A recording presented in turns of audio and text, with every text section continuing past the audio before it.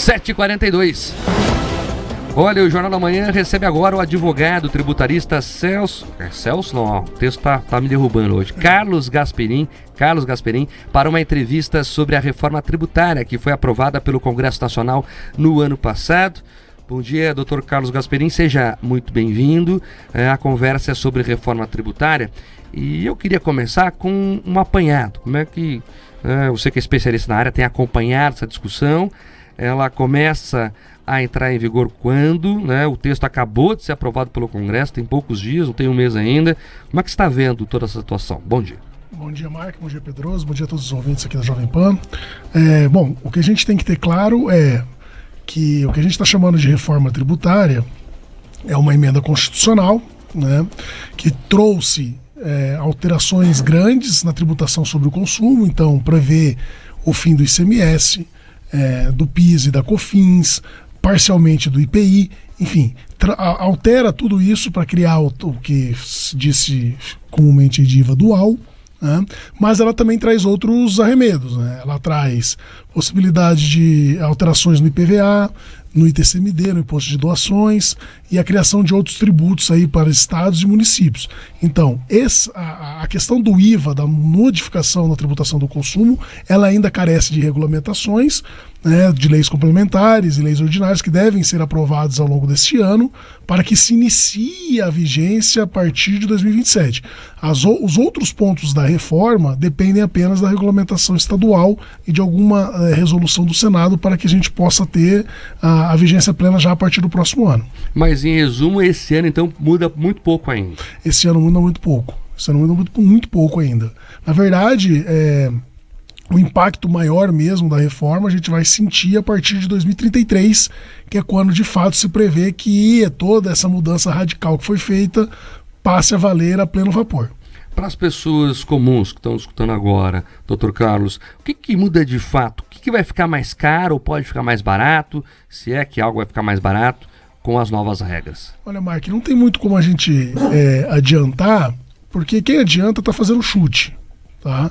A reforma, a emenda constitucional traz uma série de princípios e de regras gerais. Para os ouvintes terem uma ideia, nós não sabemos nem qual vai ser a alíquota. Tá? Então, a premissa básica é de que não haverá redução da carga tributária e nem aumento de carga, a não ser aquelas correções inflacionárias lá previstas. Então, isso significa o quê? Que para que eu tenha dentro do mesmo bolo alguém pagando menos, outros terão que pagar mais. Então, de fato, haverá um movimento aí inicial de setores, principalmente, espera-se, né, e prevê-se que o setor de serviços seja quem acabe pagando a conta, porque hoje a tributação é um pouco mais reduzida, principalmente nos profissionais liberais. A reforma traz um desestímulo à manutenção do Simples Nacional, né, por questões aí técnicas de não cumulatividade. Então, se espera que haja setores como de serviço que tenham aumento de preço e a gente tenha redução de preço em outros, mas no fim da conta, no geral, o impacto a carga tributária vai ser mantida. Essas questões especiais, por exemplo, da cesta básica, muito se discutiu onerar ou não a cesta básica, como é que ficou no final da conta? Não, a cesta básica, a reforma que foi aprovada, ela jogou a lei complementar à disposição de uma lista única, ou seja, terá a descrição de quais são os produtos que serão isentos do chamado IVA dual, aí, do IBS, dos impostos estaduais e municipais, e da CBS, da contribuição federal. Mas isso depende ainda de regulamentação.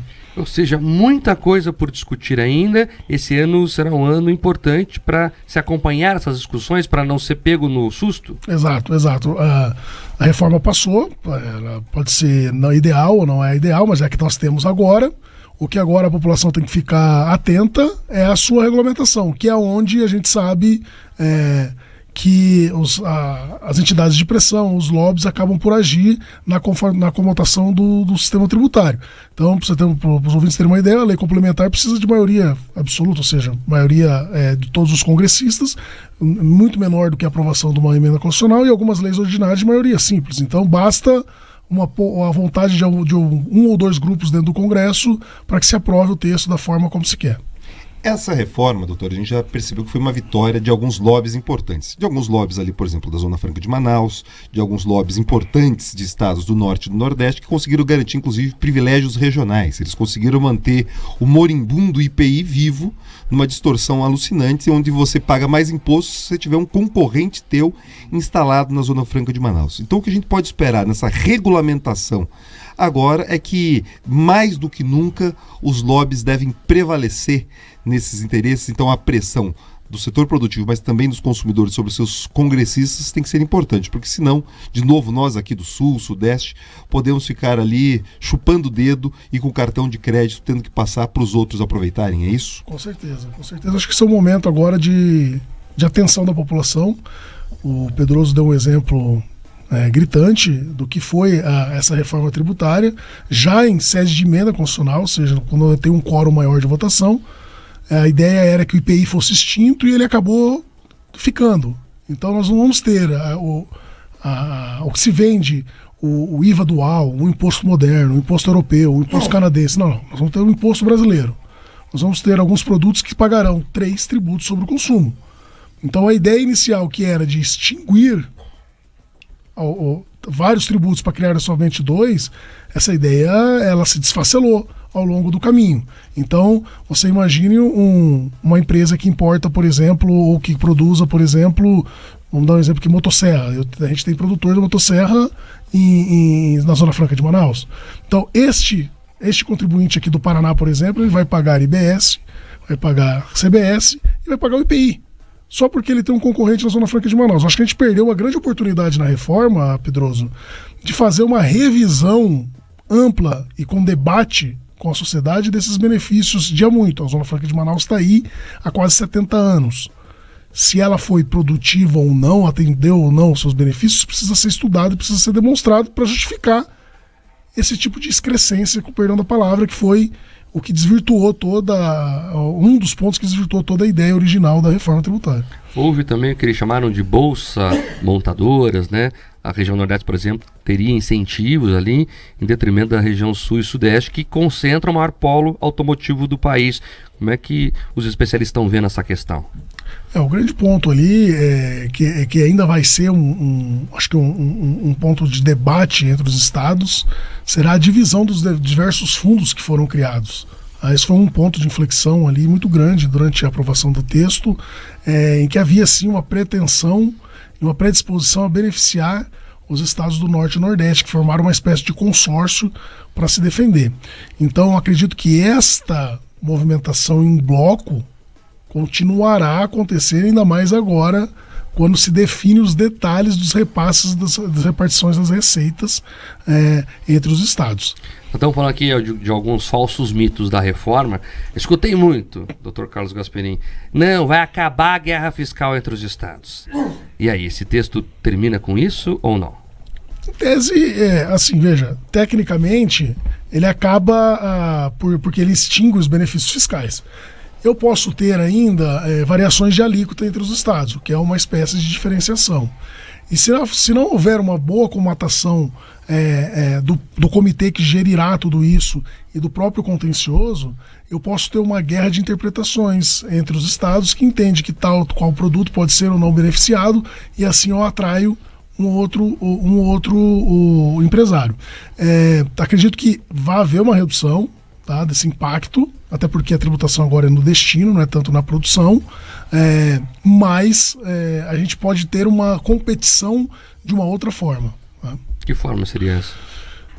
A gente pode ter que evitar, por exemplo, uma competição de entendimentos, né, para atrair mais eu posso ter uma interpretação em determinado estado que atraia atrai uma empresa, um grande polo consumidor, um grande polo produtor, porque eu entendo que a minha lei a lei do IBS deve ser interpretada dessa qual forma. Tá? Isso deve ser algo que deve ser gerido pelo comitê, algo que deve ser central, porque a ideia toda, Mark e Pedroso e ouvintes, é que o IVA seja algo homogêneo em todos os estados. Se a gente conseguir atingir essa homogeneidade, provavelmente a competição acabará, né, porque não fará diferença. Mas acho difícil um país com 27 estados, um país continental, com suas diferenças, com mais de 5 mil municípios, cada um com a sua diferença, eu não tenha uma certa competição, ainda que seja em redução de carga aqui ou dali. Dr. Carlos Gasperin, especialista em direito tributário. Doutor, aproveitar essa tua experiência aí, porque você tocou num ponto importante. Vamos lá. O IVA vai bem em outros países, mas são países muito menores. Você pega lá, países da Europa, países que não são continentais como o Brasil. E mesmo assim houve muita discussão para implementar de fato, houve um tempo para implementar de fato a ideia do IVA. Como implementar o IVA em um país que é meio continente? Só com o tempo, Mark. Acho que a gente não pode cair na ilusão de que a partir de 2033 o Brasil será um novo mundo. Não, eu não acabo com um sistema de 60 anos, jogo no lixo, viro a página e vamos lá, vamos começar outro. Não, não é assim.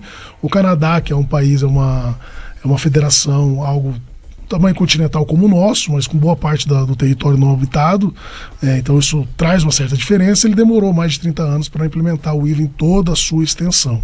Aqui nós vamos ter uma imposição legislativa para começar daqui a 10 anos, mas o mercado, a formação de preço, a queima de estoque, toda aquela questão contábil e de fluxo das empresas vai demorar. Vai demorar aí mais depois da implementação, mais uns 10, 15 anos, para que a gente comece a se habituar e ter na nossa vida a nova regra, o novo regime tributário. Esse dado é importante porque é o seguinte, Pedro, a gente tem às vezes a falsa impressão, aprovou ano passado, esse ano já vai mudar. Não, há um processo longo, né, e demorado para que elas comecem de fato a ser implementadas. E na prática, pelo que eu acompanho do texto, nós teremos um grande período convivendo agora com tudo isso junto e misturado. Então, quer dizer, toda essa reforma vai simplificar. Então, no primeiro momento, ela complexifica ainda mais, porque você vai ter os sistemas ali caminhando par e passo. Daí você tem um momento em que as alíquotas, uma vai substituindo a outra. Você vai reduzindo ali o que seriam os impostos atuais e vai entrando ali o IVA dual, né, que eles falam. Só que tem um problema. No final do período de transição, a expectativa é que você vai ter ali ainda o ICMS impactando perto de 60%, se minha memória não me trai, e eles vão tentar transferir. Um dos meus receios, e o senhor talvez pela experiência de conhecer a legislação tributária brasileira, é que lá na frente algum gênio da lâmpada fale, vamos deixar mais uma transição aí de mais 15 anos e a gente consiga conviver com ICMS, que é essa loucura que a gente vive hoje, que os estados, cada um faz o que gostaria, alíquotas as mais malucas possíveis, e com esse sistema complexo que vai se acoplar ele. O senhor tem receios parecidos ou sou eu que sou um pouco alarmista? Não. O receio pelo histórico legislativo tributário do país, ele é perfeitamente viável. Veja, o ICMS era para ser não cumulativo pleno, tudo daria crédito. Isso desde 96 a gente vem postergando isso. Então nós estamos aí há mais de quase 30 anos postergando isso. Não vejo como há o risco é iminente de chegar em 2032 algum gênio pretender postergar isso. Mas de fato, a partir de 27, para os ouvintes entendam, a tributação federal passa a VG, 26 começa com uma alíquota menor, 27 entra toda a carga. A tributação do IBS estadual e municipal vai vigindo junto com o ICMS e com o ISS até 2033, quando se dá se vira a chave. Mas se vira a chave assim, o outro sistema vai conviver, porque eu tenho prazo de decadência, prazo de prescrição. Então, no mínimo, 10 anos assim, efetivo, nós vamos sentir ainda o impacto. Então, lá 2043. E depois, formação de preço, ajuste de mercado. Então, acho que mais lá por 2045, por aí, a gente já vai estar com algo mais pacificado. Ou seja, bem longe e bem confuso ainda para a gente entender. Dr. Carlos Gasperin, especialista em direito tributário. Para terminar, o mote da reforma foi que ela iria simplificar a cobrança de impostos no Brasil. E foi tão forte esse mote que até deixaram para um segundo momento a discussão da carga tributária, que não caiu, a gente viu bem, pelo contrário, pode subir em alguns casos. Mas vamos lá, ela simplificou de fato, doutor? Antes de simplificar, ela vai complicar bastante. O ideal é que simplifique lá na frente, quando tenha só esse mundo que criaram aqui, quando não tenhamos resquícios mais do mundo anterior, ela vai simplificar, porque eu vou ter uma tributação só, um documento só, a tributação vai ser por fora, a gente vai saber o que está pagando de imposto, mas até a gente chegar lá vai demorar bastante. Não é isso que venderam, né? E até chegar lá, como disse o Pedroso, a gente vai ter muita batalha para vencer para que esse mote não seja desvirtuado como tantos outros que já foram desvirtuados lá já na largada, entendeu? Ó, o pessoal está participando sobre esse assunto e interessa muito as pessoas porque é o seu bolso que eles estão colocando a mão aí. Essas coisinhas que tinha até meme na internet, por exemplo, que mudou o nome do chocolate para biscoito para cobrar menos imposto, que se chamar aquele sapato de um nome ou de outro paga menos imposto, enfim, que a sobremesa agora, a sobremesa e não mais sorvete, paga menos imposto. Essas coisas deixam de existir ou não? Vai acabar bastante essa ideia. Mas quando eu crio regimes diferenciados, eu acabo trazendo em menor escala, porque os regimes são diferentes, mas eu acabo trazendo esse tipo de discussão para uma outra seara. Então quem está fora das alíquotas diferenciadas vai querer entrar. E aí que a gente entra com aquilo que eu te disse, de guerra de interpretações, entendeu? E aí sim, eu posso ter um Estado entendendo que determinado setor está na alíquota diferenciada e outro Estado que não está. E aí eu acabo criando competições entre as unidades federadas, o que pode ser não adequado do ponto de vista dos princípios da reforma. O pessoal preocupado se vai ou não aumentar a parcela do Netflix. Vai aumentar, né? Vai aumentar, porque o Netflix é um serviço de streaming, hoje paga ISS, e hoje, tecnicamente, a tributação, se eu não me engano, eles estão em São Paulo, é 5%. Posso estar errando a alíquota aqui, mas varia entre 3 e 5. Ela vai, aí hoje nós estamos falando para 29, com direitos a créditos. Tá? Então, não se sabe se mesmo, porque o setor de serviços não tem uma capacidade grande de aglutinar créditos. Então a gente não sabe se a alíquota efetiva, provavelmente a alíquota efetiva vai superar esse 5%, então vai dar uma aumentada no Netflix aí, vai aumentar um pouquinho da cerveja, da turma. Spotify também. Spotify. O negócio da cerveja é o seguinte, como é que é? É o Sugar Tax, né? É o imposto do pecado, isso vai ser implementado. Vai ser implementado já a partir de 2027, então tudo que fizer mal à saúde, ao meio ambiente, e aí vai desde... Interpretação ampla, né? Vai desde do cigarro, do charuto, até o brócolis, que não é não orgânico. Que foi, né, do tomate não orgânico. Então a gente tem que tomar cuidado também com a regulamentação disso. E quem vai dar o carimbo é um burocrata do Estado. Tecnicamente vai ser a legislação federal que vai trazer os parâmetros, né? Aí o cuidado é que esses parâmetros não sejam, eles podem ser direto, tal produto vai ter tal e tal alíquota, que é o que a gente espera, que é o correto, ou eles podem tentar fazer uma espécie de delegação legislativa ao Ministério da Fazenda. Pessoal também com dúvidas aqui de como será feito o cashback. Eu também tenho dúvidas. Não está regulamentado, né? Não está regulamentado.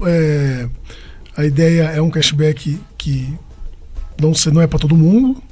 Vai ser aí a ideia que seja para baixa renda, enfim, mas ainda precisa de regulamentação. Não sei como vai ser implementado isso. Hoje, basicamente, os estados hoje têm um mecanismo parecido, que é a questão do imposto na nota, que é um sucesso, enfim. Talvez eles sigam mais ou menos nesse caminho do CPF, de vincular o CPF na nota para trazer depois isso aí em forma de crédito em determinada conta bancária. 8 em ponto, avançar aqui só um pouquinho, 2 assuntos importantes ainda. Os estados e municípios reclamaram muito que vão perder ali a autonomia na gestão de recursos. Isso é verdade? Esse choro é real? E como vai ficar isso? Isso foi pior, muito pior para os estados no início. Eles vão perder sim a autonomia, porque basicamente eles vão ter uma certa autonomia de fixação de alíquotas para além da alíquota de referência, mas vai ter toda uma questão de compensações com que perde o ganho de arrecadação, enfim. Então eles perdem essa autonomia e toda a arrecadação vai para o Comitê Central, que é chamado de Comitê Gestor do IBS. E ali é que se dará, terá os gatilhos de repartição e tudo, mas ali que se dará a gestão política do tributo. Então, os estados fizeram pressão e hoje conseguiram a participação com o voto de todos, enfim, tem umas regras lá, mas os municípios que ficarão, porque não tem como contemplar 5 mil municípios. Então, os maiores provavelmente terão uma parcela de representação maior, mas municípios médios e pequenos acabarão ficando à deriva. Então, esse é um problema, de fato, para a reforma. Isso provavelmente vai ser questionado no Supremo Tribunal Federal, porque a reforma, de fato, acaba retirando uma parcela grande da autonomia dos entes federados. Importante falar, Dr. Carlos Gasperin, que a reforma cuidou de uma parte da questão dos impostos do Brasil, se vende como uma panaceia, como se tivesse resolvido, mas não é isso, né? Por exemplo, a questão da renda ainda tem que ser discutida. Como é que vai funcionar agora essas discussões paralelas ao texto já aprovado? Então, a reforma só mudou a tributação sobre o consumo, ela trouxe um regramento amplo, extenso e complexo, para a gente entender. A promessa feita aos congressistas é que a reforma da renda e principalmente da tributação das contribuições previdenciárias, especialmente sobre a folha de salários, fosse feita esse ano. Tá? Eu não sei, e aí o Pedroso, vocês que são aí expertos em Congresso Nacional, não sei se o Congresso tem fôlego para tratar da regulamentação da reforma tributária de consumo deste ano e partir para uma modificação da tributação da renda e da receita também ainda em 2024. É isso. O Lira, eleição municipal. O Lira tem dito que vai se debruçar apenas sobre a regulamentação. É o que dá indícios que não vai tratar desse tema mais para frente. Para terminar aqui, tem um assunto que é um assunto que foi muito debatido na semana passada e vai ser debatido nessa também, que é a MP do Haddad. No apagar das luzes do ano passado, o Haddad e o Lula editaram uma medida provisória desdizendo, digamos assim, o que o Congresso tinha dito. Para explicar para a nossa audiência, o Congresso definiu que iria continuar desonerando alguns segmentos da economia. Numa simplificação aqui, trocariam empregos por impostos. Então, os setores que criam empregos seriam desonerados de algumas obrigações tributárias. Pois bem, isso o Congresso aprovou 2 vezes, o Congresso aprovou, o Lula vetou, o Congresso derrubou o veto. E mesmo assim, o Poder Executivo foi lá e editou uma medida que reonera. Como é que está essa situação? Essa medida provisória foi muito ruim. Tá? Acho que o governo eleito ele tem sua plataforma de ajuste fiscal, que é fazê-la pelo lado da receita, com aumento de carga e revisão de benefícios fiscais, o que é legítimo, foi o governo eleito. Mas, principalmente, a revisão de regimes consolidados deve ser feita com debate com o Congresso.